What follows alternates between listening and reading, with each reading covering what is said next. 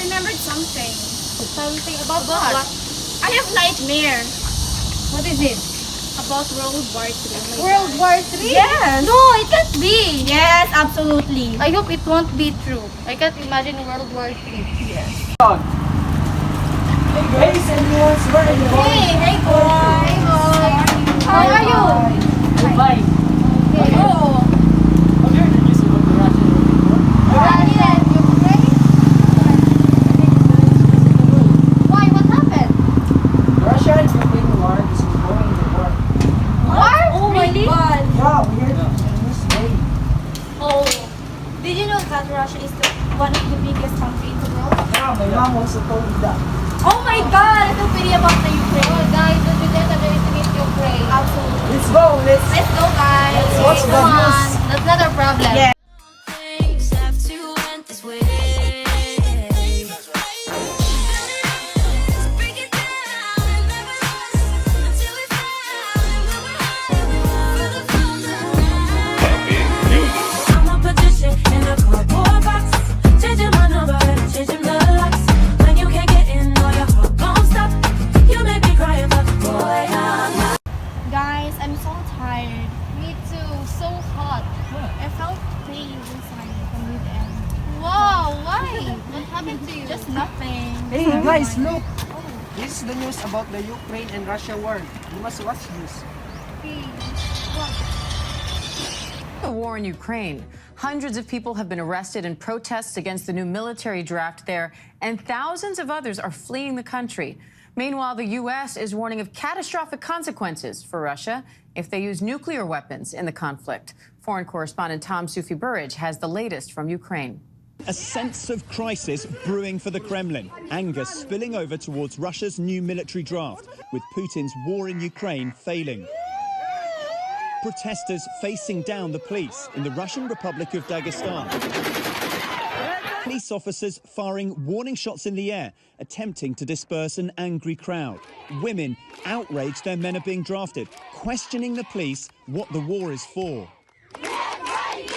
The chaos in Dagestan clear in these videos circulating online. And in St. Petersburg, officers seen kicking a protester in the head. Human rights activists saying more than 2,300 people have been arrested in 35 cities across Russia in recent days. Long lines at Russia's border with Georgia as huge numbers of Russian men flee the country to avoid the draft. And with Putin increasingly in a corner, the US vowing to respond if Russia uses nuclear weapons in Ukraine. We have communicated directly, privately, to the Russians at very high levels that there will be catastrophic consequences for Russia if they use nuclear weapons in Ukraine.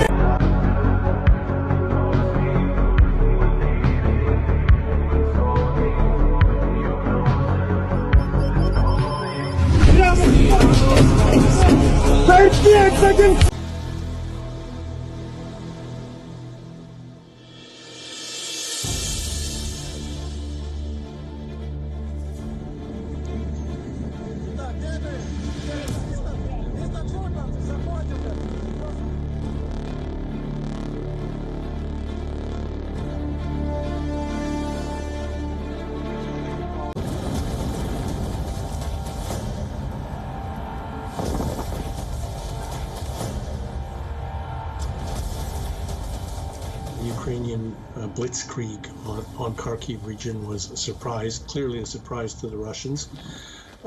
They basically escaped being encircled in those. Ukraine actually caused the most damage to Russia itself. Oh my The God. Russian administration, which experienced a great disappointment, was shaken by a statistic that it had never expected. British military officials continue to decipher the balance sheet of the war between Russia and Ukraine. Go. Guys, I realized that that we are much luckier because we haven't experienced that kind of war. Yeah, we're so lucky. yes. I think it has a big impact in our economy. Yes. Yes, it has. If that will happen, it was bigger impact. Definitely, we are one of one. Yes. Sa presyo ng petrolyo sa susunod na linggo sa Martes po yan. Kaya kung gasolina ang kinakarga sa inyong sasakyan, naku, magpagasolina na kayo bago magmartes dahil ang expected increase sa gasolina ay 4 Gs, 4 pesos and 10 centavos hanggang 4 pesos and 50 centavos per liter ang estimate na increase. Sa diesel at kerosene naman pababa. Kung diesel, di swerte kayo, no? 230 hanggang 250 kada litro ang magiging increase at ang kerosene naman 240 hanggang 250 kada litro. Ang dahilan niyan, Jeff, nagsimula na yung driving season kasi sa Amerika. Kaya siyempre maraming sasakyan sa kanila gasoline fed. So tumataas ang presyo at nag-start na rin yung pag-ease na lockdown sa China. Kaya yung gasolina ang unang naapektuhan, but I'm pretty sure siguro ang diesel susunod na rin yan. Pero at least enjoy nyo muna. To recalibrate and in some cases, wholly reconsider their long-standing supply chain and partner ecosystems.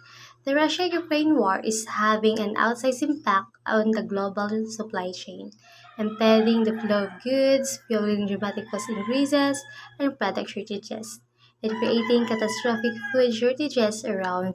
Marched in the streets to denounce Russian. A massive turnout of Ukrainian protesters and supporters across Canada marched in the streets to denounce Russian President. A massive turnout of Ukrainian protesters and supporters across Canada marched in the streets to denounce Russian President Vladimir Putin's invasion of Ukraine. They waved Ukraine's blue and yellow flags and held banners to show their disgust over the actions of Putin, who they call a tyrant.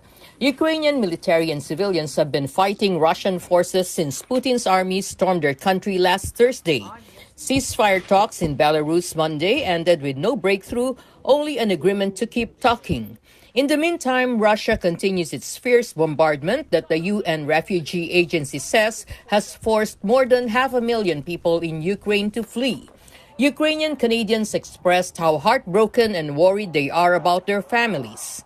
Canada is home to the third largest Ukrainian population. I'm glad that all the thinking world is supporting Ukraine, and I'm very much frightened about my family, my parents who are still in Ukraine.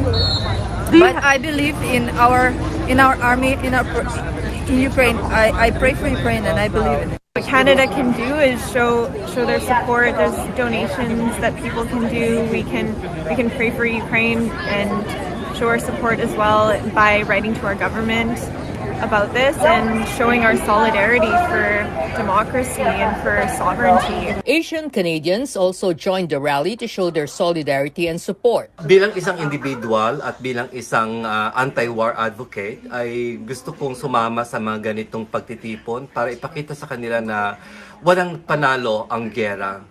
Ito ay laging talo. I think it's of utmost importance, especially for Hong Kongers, to show up wherever they can and to be able to support Ukraine in defending their democracy and defending their own right to self-determination and for their way of life.